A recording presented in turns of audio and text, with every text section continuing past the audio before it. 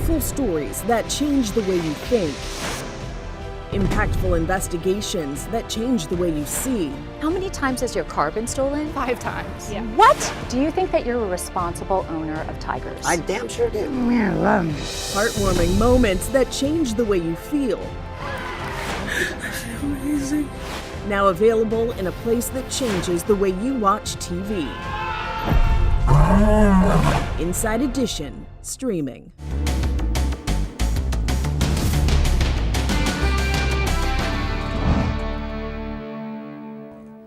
Welcome to Inside Edition Can't Miss, where we show you the best of what Inside Edition is offering today. Here's a story we know will capture your attention. You've heard of wedding crashers, but a snake crashing a wedding? That's a new one. And so's this. The sister of the bride turned into an emergency snake wrangler. Why isn't that girl scared of anything? And here's Erica Rodriguez. It was her sister's wedding. It happened in Florence, Arizona. And look, the snake is as long as she is. It was like 5 feet tall, right? I don't think I realized how big it was until I picked it up and I was like, oh my God, the snake's as tall as me. Erica was fearless, zero hesitation. She just swoops the slithering creature right up. A parade of guests followed along with their cell phones as Erica removed the snake from the wedding venue. And where did she learn how to deal with snakes? Yep. I just grew up watching Steve Irwin and my role model.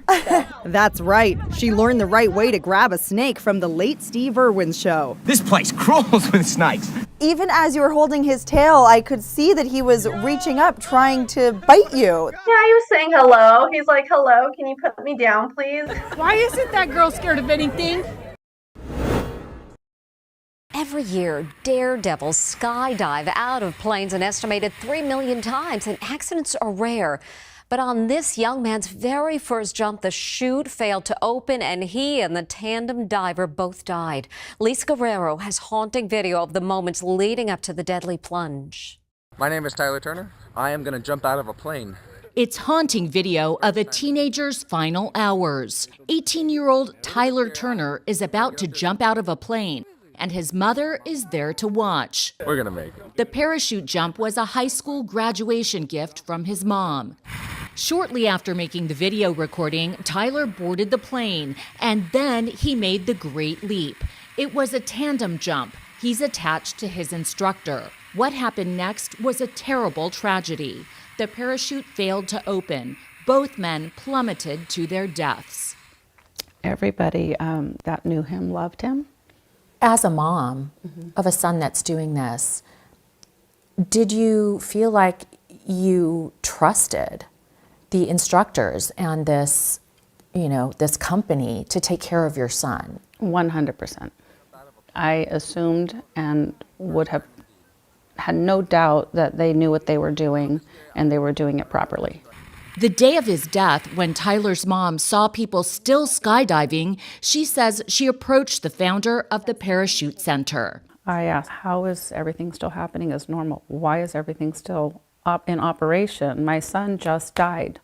He goes, well, you don't stop the freeway when there's an accident. What Francine Turner didn't know at the time was that the Parachute Center in Lodi, California, may be the deadliest skydiving center in America. Saturday's death is the 22nd fatality at the Skydive Lodi Parachute Center since 1981. The skydiving school has reportedly been linked to 28 deaths, leaving many to wonder why the Parachute Center is still allowed to send people plummeting out of airplanes. This 80-year-old grandmother was fulfilling her bucket list when she actually slipped out of her tandem harness in 2012. Somehow she was able to hang on and survive the jump. But this skydiver lost her life after strong winds sent her crashing into this semi-truck. Since Tyler's death in 2016, 6 more people have reportedly died. I sat down with 81-year-old Bill Doss, the skydiving school's founder. Whose fault is it that Tyler Turner died? I don't think it was anybody's fault. It's an accident. It later emerged that Tyler's tandem instructor was unlicensed. Was there ever an explanation as to what had happened? We were able to get the video viewed and assessed by professional jumpers. That's how we found out this tandem jumper didn't know what to do and that it was preventable. Do you feel guilt or remorse about it? No, unfortunately I don't. The first 2 or 3 really kept me up at night. Then after that, I don't know, analogies don't seem to make you very happy, but if you see a lot of car wrecks, it doesn't bother you. Car wrecks don't even make the news nowadays because there's so many of them. You're just saying that once the bodies started to pile up, you just don't feel as much as you used to from the beginning? Well, I feel for it, but I realize that it's just part of life, part of moving on, part of the sport, if you will. Dawes himself says he's completed over 31,000 jumps, often as a tandem instructor. Approximately 28 people have died here. Are you running a safe operation? Yes, if you look at the 28 people and it doesn't even have to be under a microscope, they're all totally different situations. Do you think that something should be done to make operations like this one more safe? What should we do? You Shut tell down? me. Close our doors? Will that make it safer? A $40 million judgment was awarded to Tyler's family in 2021. So far, not 1 cent has been paid. Today, you owe the Turner family $40 million. Yes, I do. Are you going to pay them No, anything? Nothing. Why? I don't have it. Tyler's mom says her son screened a training video that was already in progress. That, she says, was the extent of his parachute training. They were not properly trained. Skipping the training part is what took my son's life, and they're responsible for that.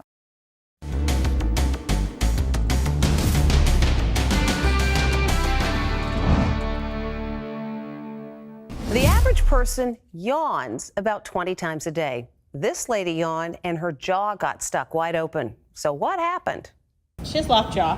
It's literally a case of lockjaw. This young woman cannot close her mouth.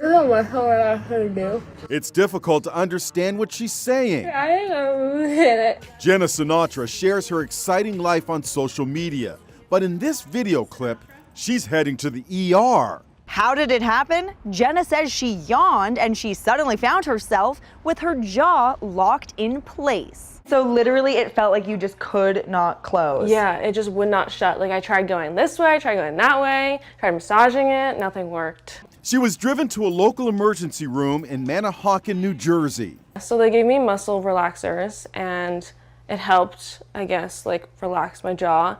And then 4 of them shoved my jaw back together. You heard right. It took 4 medical personnel to put her jaw back in place. And then they wrapped your head up so that it stayed shut. Yes. Dr. Nancy Rosen, a New York City dentist, has seen cases like lockjaw happen before. What happens is your muscles can go into spasm and your lower jaw can slide out of place, and that can cause lockjaw. She says if your jaw locks up, there are things you can do. We're going to massage the muscles here, all through the jaw. The massaging will relax the muscles. One of the important things is if this happens to you, do not get scared because the fear and anxiety could actually make it worse. Jenna Sinatra says going forward, she'll be very cautious. Are you scared to yawn now? I'm scared to yawn, yes. She has lockjaw. This woman thought a teen skirt was too short, so she not only berated her in a restaurant, but she also tried to pull her skirt down, she says, so little children wouldn't see her. Now the teen is taking to social media showing off that skirt that led to a very awkward and disturbing encounter. Is this mini skirt too short to wear in public? That's what this woman thinks. She approached the teen at a restaurant and, to show her displeasure, yanked the skirt down. A tense confrontation followed. I happened to work for the state, and if I have to watch your cheeks hanging out again, I will call CPS. You don't get to touch her. After the video went viral, 48-year-old Ida Ann Lorenzo called Utah police. Did you touch her?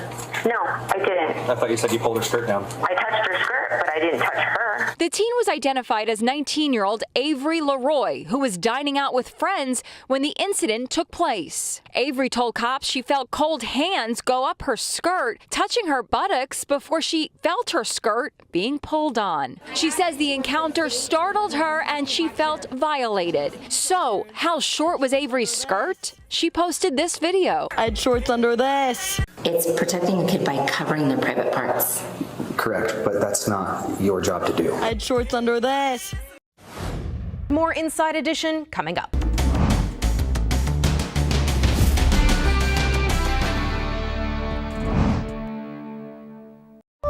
A fun day at the park. Whoa, what happened? She went up with straight hair and came down looking like this. Blame it on static electricity.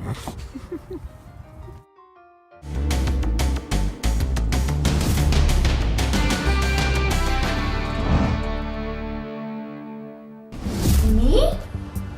Me? Me? I'm nothing. 13-year-old Samaria Glenn from West Palm Beach wanted to be an actress. She loved performing, especially reciting monologues. Sis, I have a little advice for you. She was gifted. She was talented. It was natural. One day after school, she told her mom, Dima, she had a headache. Dima suggested she lie down. She was not just very attentive about the theater and acting and drama, but her studies, she was always on top of them. So telling her to go lay down when she said she had a headache was a big thing for her because she had homework and homework has to be done. She was really on top of her studies. At some point, she went unconscious as I was trying to get ready to take her to the hospital. Samaria's condition deteriorated rapidly, and before long, the young teen who had been so full of life was dead. The cause was a brain bleed. In the wake of this unthinkable tragedy, Samaria's mother made an important decision. Samaria would donate her organs. An honor walk that celebrates organ donors was held at Joe DiMaggio's Children's Hospital in Hollywood, Florida.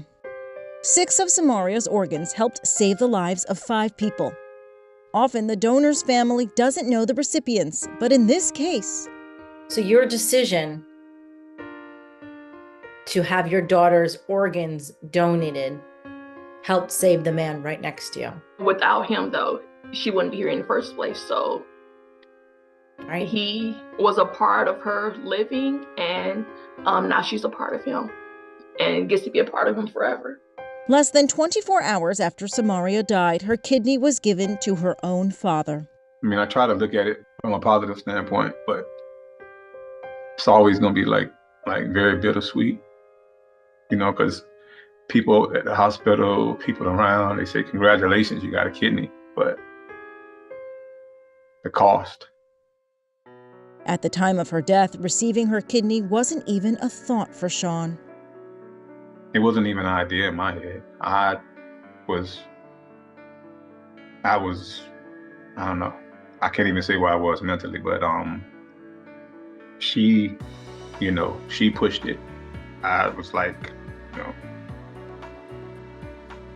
I didn't accept it yet. I didn't accept it until we did the hero walk. Dr. Linda Chen with Memorial Healthcare System in Hollywood performed the surgery. So in this case,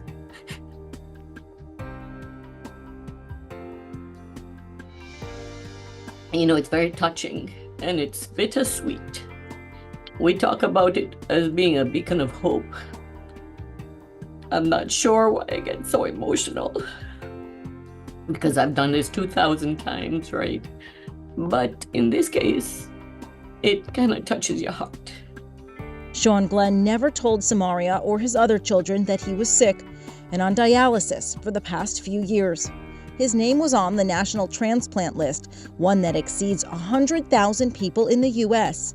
That number of patients could fill Michigan Stadium, the country's largest football stadium. We can have living donors, and that would be usually a family or a friend, someone you know, who's going to give you an anatomical gift. But otherwise, the lion's share of people wait on the network of organ sharing wait list for many, many years, and depending on where you live. For Sean, having a new kidney is conflicting. it's hard being happy. I feel guilty. I feels like it's not okay to be happy. Forever, he has a piece of his daughter inside him. It's a living memorial, essentially. Do you think this happened for a reason? Well, they told me in the hospital that if she wouldn't have gave me a kidney, my body would have rejected 99.9% of any kidney I ever got. So the doctor was like, maybe this happened for a reason. And that kind of put me in that mind state. I'm still on the fence about it, but it's an idea. And in some way, it's helping these parents heal.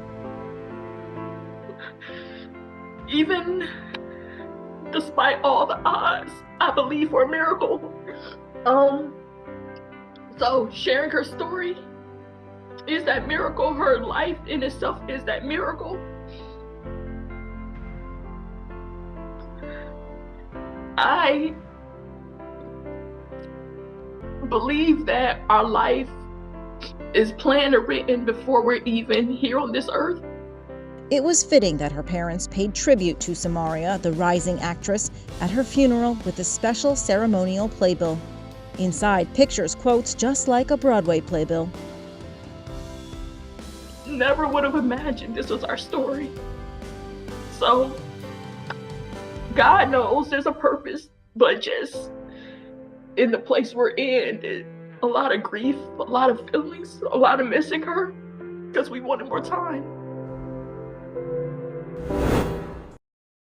It's a different kind of elevator accident. A little girl's arm got sucked into the closing door, and video of the mad rush to free her is terrifying. Stephen Fabian explains what happened. 3 moms and their kids pile into an elevator, but their ride is about to turn into terror. The 5-year-old girl has her hand on the elevator door, but when it opens, her hand and arm go with it. Here it is again. The moms can't believe what's happening. The little girl's mother, that's her in the green t-shirt, and her friend desperately grab the door. The mom uses her leg to brace herself as she pulls. Another friend tries to dislodge the girl's arm. You can sense the panic in that elevator. We just weren't strong enough. The elevator kept pulling against us and kept pulling to try to open. I spoke to mom, Lonnie Garaziotis, and her daughter, Zoe. Zoe, can you tell me how scared you were during all this? I was super scared. You were super scared, I bet. The other youngsters managed to slip out the door. Then someone has a great idea. Use hand sanitizer to grease up the girl's arm.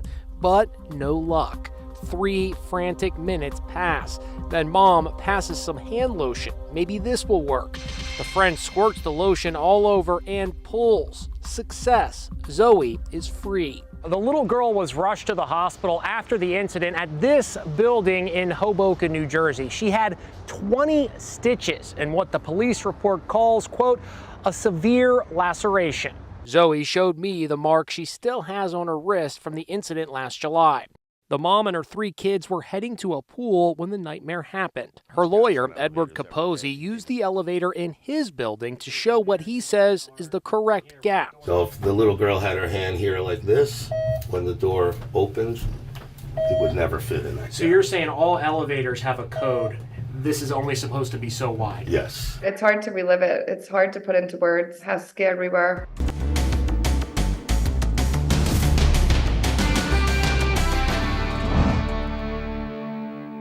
The good Lord was definitely with this pastor. He just started his sermon when all of a sudden a man in the congregation jumped up, pointed a gun, and pulled the trigger.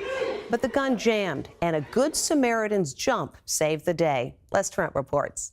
The pastor is conducting Sunday church services when mayhem suddenly breaks out. Out of nowhere, a man walks up to the altar rail, points a gun, and pulls the trigger. By some miracle, it jams as the pastor dives for cover. Then a hero emerges. Take another look. The assailant appears ready to pull the trigger again, but he's tackled to the floor. The hero is a church deacon who makes a flying leap and puts the suspect in a bear hug. There is a frantic effort to get the gun. All of this is playing out in front of the congregation and a live stream as people watch from home. Reverend Glenn Germany of the Jesus Dwelling Place Church in Pittsburgh says he couldn't believe he was staring down the barrel of a gun. At the moment, I was just trying to stay alive. It really is a miracle. Germany says he does not know the suspect. And there's the hero church deacon, Clarence McAllister, after confiscating the pistol. What is going through your mind when you see this guy with a gun? Oh, I was shocked. I've never seen nothing like that in my life. We reunited the pastor and the hero. He's your guardian angel. Absolutely. Absolutely. I'm so grateful for him. There are still so many stories to tell. Stick with the stream for more from Inside Edition.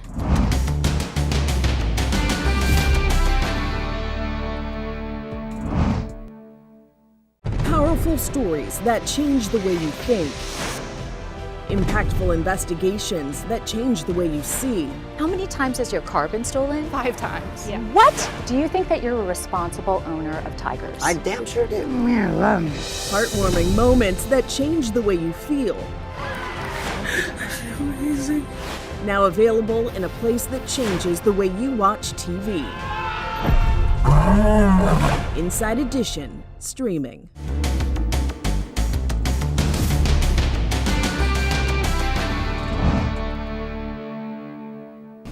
Hello and welcome to Inside Edition Can't Miss, featuring stories you just have to see. They kind of just looked at me like, okay, this guy's done. I mean, there's nothing to his head. You can read people's faces coming to visit you and see the horror on their face. Mike Wolo from Massachusetts is lucky to be alive after a horrible accident. So my friend David calls me. He owns a granite importing shop. The granite that they import are sheets of stone that they use for kitchen countertops. These sheets show up in bundles of 7 or 8. Each bundle weighs about 10,000 pounds. Asked me, hey, can I help out unloading a shipment of granite? I said no. I've helped him multiple times over the course of a couple of years, and I really didn't enjoy doing it. I found it to be dangerous. But his friend insisted. He called me at least another, 2 or 3 times.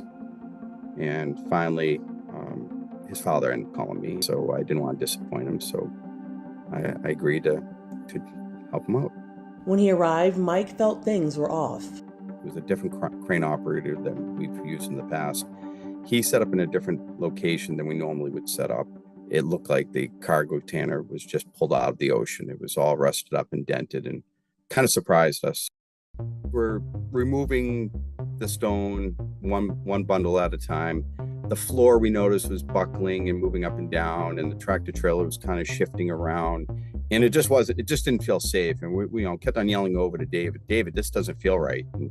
And basically he's like, stop whining, let's just get it done. We can't ship it back at this point. We're down to our last 2 bundles. Next thing you know what, I just hear David screaming at the top of his lungs. And I don't understand why he's screaming. I just figured, okay, he's just yelling at us not going fast enough or something. It just surprised me. Next thing you know, Tony comes running over to me. So I start running, and at that point I look up and I see a wall of stone falling off. At that point it was way too late, and it came down and hit my left temple and crushed my face and head against the other bundle of stone on the other side of the container. The impact was so immense, they said the whole tractor trailer went up on its side and then flipped back down. And, it literally almost rolled over the tractor trailer.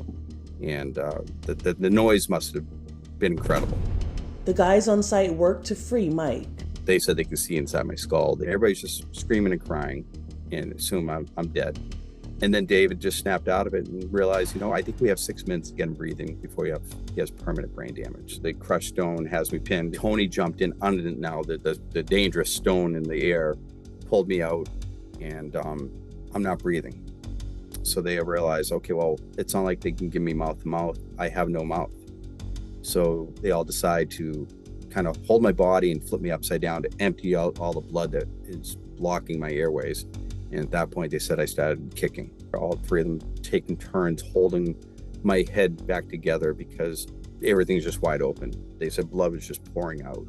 First responders finally arrived. They kind of just looked at me like, okay, this guy's done. I mean, there's nothing to his head. They throw me on a gurney, get me into the back of an ambulance, and they opened up 2 units of blood, and they said it was just going into me and right out. So they knew my organs at that point were starting to shut down. They get me over to the helicopter and take off with me. Mike woke up from a coma that night. That's when I felt the pain. Even though I know, now that I was on a morphine drip and whatnot, my whole body was swelled up. My hands, my feet, everything. My head was the size of a beach ball. I had broken my neck, fractured my C1, my C2, and my shoulders. My face was crushed and ripped off down to 2 7/8 of an inch wide. My jaw had ripped off and broken into 3. My palate ripped off the skull, broke that in 2. Both cheekbones were destroyed. My left eye blew out and was down below where my chin would have been located. Mike doesn't have photos showing him at his worst. But seeing the CT scans of how far out my face swelled beyond the neck brace, it had to be horrific for everybody to come and see me at the hospital. You can read people's faces coming to visit you and see the horror on their face. My eyes were so swollen because they were so swelled up because they had to push the eye back in, both eyes, I think. Doctors advised loved ones to say goodbyes. I think my oldest brother, John, had asked, well, what's the chance of him living? And they gave me a 2%. Like, we give him 2%, and maybe at this time you guys should go into his room and say what you need to say, and perhaps time to say goodbyes. I just remember grabbing the tubes and the wires, and I'm kind of bringing them up so I can look at them, because I could just feel them. Like, this doesn't feel normal, but I can't talk because once again I have no mouth. My oldest brother, John, he begins to whisper in my ear, and he starts explaining to me that, Mike, you were in a bad accident. So of course I'm just squeezing his hand as hard as I could. So he squeezed my hand, he's squeezing it really hard. Door kicks open and the floodgates open. 14 people ran in there. I just remember my brothers are all high-fiving each other, and my parents, sit down next to me and hold my hand. Even though I was very foggy, not quite understanding between the morphine and just pure exhaustion and pure pain, taking it all in, because my family also hid it from me of how serious the accident was. They downplayed it. The uphill road to recovery began. The swelling went down in less than a week. They did put me in a induced coma for a couple of days because, I kept on trying to leave the bed. I just wanted out. You can't eat. You can't really breathe well. You have a trach tube. You have pain. You have sensory overload. Mike's family prevented him from seeing his face. They didn't want me getting up and going to the bathroom, which I thought was very odd. But no mirrors. Don't let him see himself. But when I was getting visitors, you can see their facial reactions, like, holy what am I looking at? You're reading their faces and you just know they have a look of surprise and horror. They sent in a nurse one morning to give me a shave. At the end of him giving me a shave, he's like, well, look, you look great again. And he grabbed a mirror and he faced towards me. But I was kind of not all there because of the morphine. And I'm looking and going, I don't know who am I looking at? I walked into the bathroom and looked into the mirror. And that was the worst moment of my life. That I looked like Sloth from the movie Goonies back in the early mid-'80s. My head was gigantic. The top of my head was kind of pointed and misshapen. My left side was a lot larger than my right side. My left eye was moving around on its own, not looking anywhere I was trying to look. My right eye, all the blood vessels blew out of it, so it looked like a demon's eye. And my cheeks and my lips were all deformed, and all I just remember is the horror of, like, okay, well, life's over. What woman would want to be near me? What children would ever, want to go near me? Like, I guess the thoughts of, okay, someday I'll get married and have a family of my own were out the door. And that was the hardest moment of my life. I went to go sit back in bed, but I decided to sit in a chair and just look out the window and staring out at Boston. Boston nighttime, it's very pretty. And I just stared out the window and I started to cry. And then I realized I had my mom starting to cry, and that I broke her. I had her crying and I felt terrible and guilty.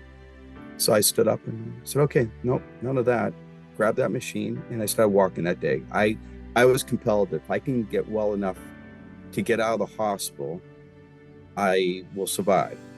That was the motivation Mike needed. At the 2-week mark, they said, you know what, you're clear to go. We're going to release you to the rehab hospital. And, made it my goal to like, okay, let's keep hitting these milestones. Doctors told family they were unsure if he'd get back to normal.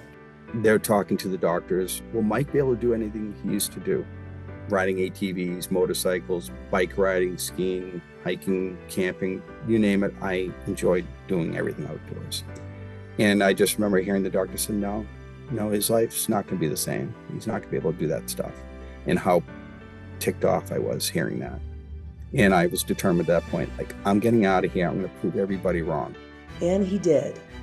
My accident happened end of October, and I was snowmobiling by the first week of January.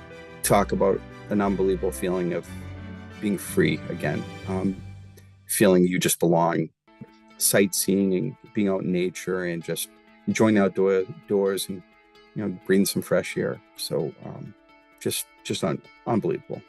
His recovery took months. I have an all metal face. I got 110 screws and 20 titanium plates holding my face together. My head was swelled for months. I think the swelling didn't really technically go fully all the way down until maybe 8 or 9 months later. And that was hard because you go out in public and you'd have all eyes on you. I kind of regressed and developed, some anxiety and agoraphobia. I was afraid to kind of leave my home and my comfort area and my safety zone. And so I would say just over a year, I started looking really good. I believe a lot in mind over matter. I believe that's what helped me just deal with pain, agoraphobia, anxiety, and depression. To get back in shape, he began training with the local football team. I'm 40 years old. These guys all the kids could be my kids. I could be their dads. He even filled in during a game. After the game, I broke down. After the game, went across the field to the end zone and just broke down crying, realized where I was in life, that I just played a semi-pro football game with these giants. And after all I've been through, never thought I'd actually get a dream fulfilled. Despite having thoughts in his hospital room that he wouldn't find love, he did with Rebecca, a childhood friend.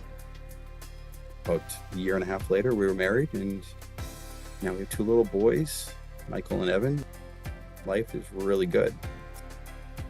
Never, ever would have imagined being married to a beautiful, smart, sweet woman and having 2 incredible, sweet boys. Very, very fortunate. So I guess good things do come to those who wait.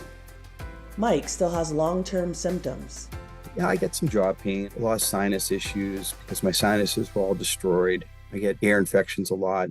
It's just part of the price you pay to survive such a crazy accident.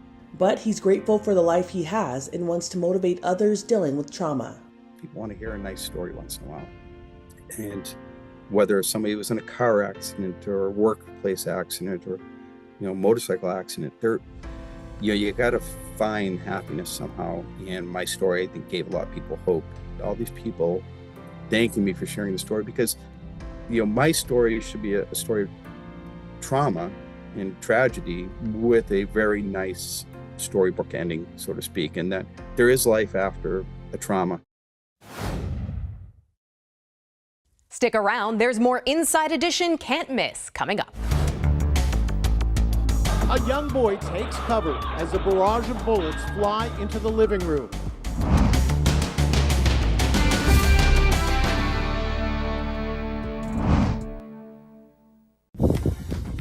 These mountain goats found a new hill to climb, a family SUV. Video shared by Colorado Parks and Wildlife shows 2 goats seemingly having a great time exploring the vehicle. Wildlife officials say mountain goats have special hooves that help them travel up cliffs, steep slopes, and, in this case, a car.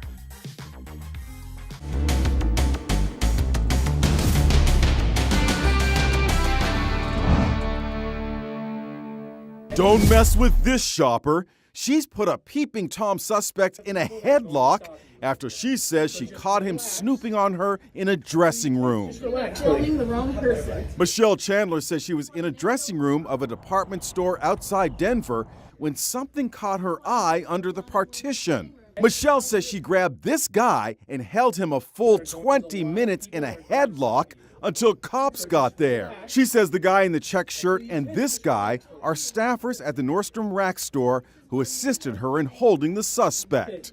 You're not going anywhere. If you relax, it's going to be a lot easier for you. At one point, Michelle actually sat on the suspect to prevent him from fleeing. Peeping Toms targeting women shoppers inside dressing rooms is a creepy phenomenon.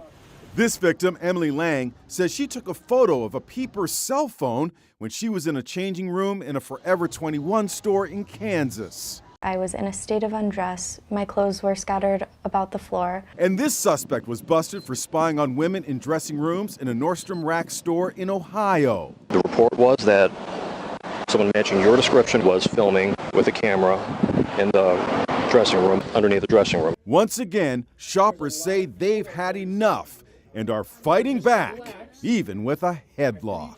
Just relax. Filming the wrong person. Duck! A young boy takes cover as a barrage of bullets fly into the living room. 9-year-old Errol was playing with his French bulldogs when gunshots rang out. His mom, Mary Jane Gonzalez, was in the bedroom. Did you realize how close they came to hitting your son? If he had been standing up, he could have been hit.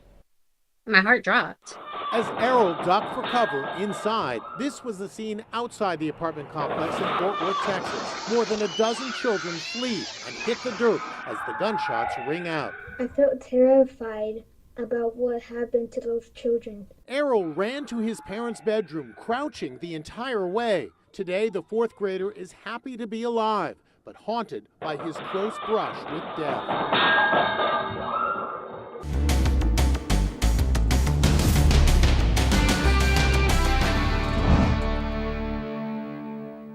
Ready, set, shop. Bargain hunters are grabbing all they can at this bin sale. You'd think it was Black Friday.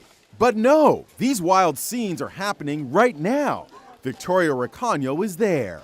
There are deep discounts here like you've never seen before.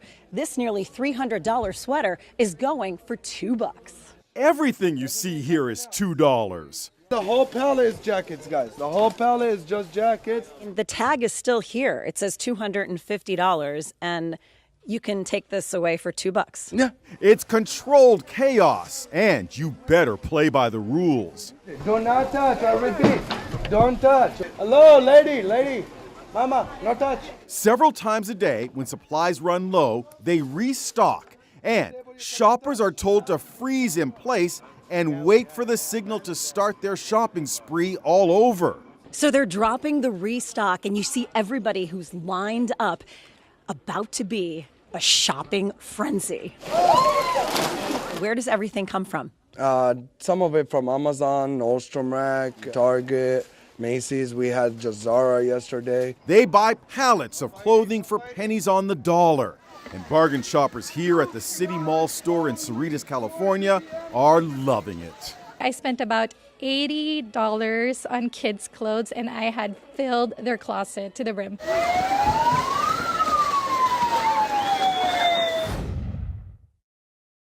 Oh my. This grandma is in tears.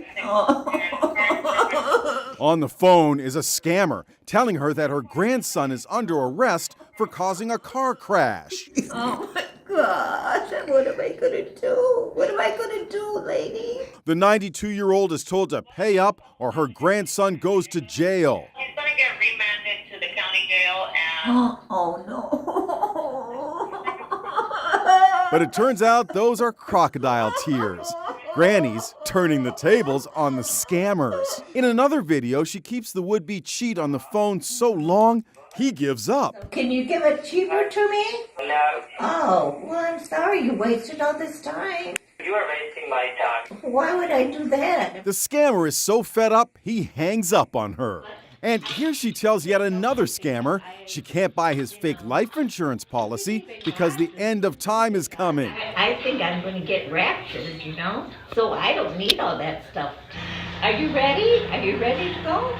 I just thought it was hilarious. I spoke to Grandma Donna Saltzman and granddaughter Cheyenne, who posted the videos with 3 million views. She came back and said, "You got 3 million people. It's on TikTok." I don't even know what TikTok is, to tell you the truth. According to the FBI, seniors lose more than $3 billion each year to financial scams. But they can't touch this sharp as a tack lady who sure can deliver an Oscar-worthy performance.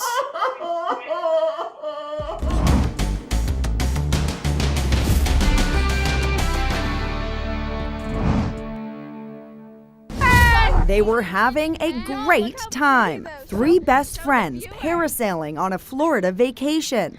Everything was just perfect until they saw something in the water. I just saw a shark. Shut up. No, you didn't. You did. They're everywhere. Oh my God. They were about 300 feet in the air, so at first they didn't feel threatened. Look how pretty it is over there. Oh my God. But as they were being reeled in, they saw more sharks. That's a shark. That's a baby shark.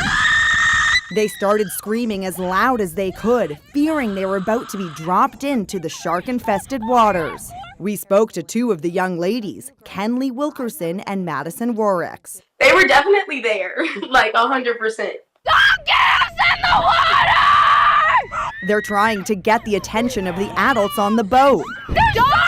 Don't dip us! But they can't be heard. The roar of the engine and the wind is drowning out their screams. Look at the shark! Don't dip us! Don't dip us! And they absolutely lose it when their feet hit the water. Sharks all right here! I was like, maybe I could kick it in the face. I genuinely don't think that I thought I was going to make it out the water that day. Fortunately, they all made it safely out of the water. The incident near Santa Rosa on the Gulf Coast actually happened 5 years ago, but the video has only now been posted on social media. And in a terrible turn of events, 3 years after the terrifying shark scare, Chloe Shartle lost her life in a car accident. Her best friends say they're glad the video has now resurfaced. They see it as paying tribute to their friend's zest for life that ended all too soon. She could light up any room she walked into. Powerful stories that change the way you think. Impactful investigations that change the way you see. How many times has your car been stolen? 5 times. Yeah. What? Do you think that you're a responsible owner of tigers? I damn sure do. Heartwarming moments that change the way you feel. I feel amazing. Now available in a place that changes the way you watch TV. Inside Edition, streaming.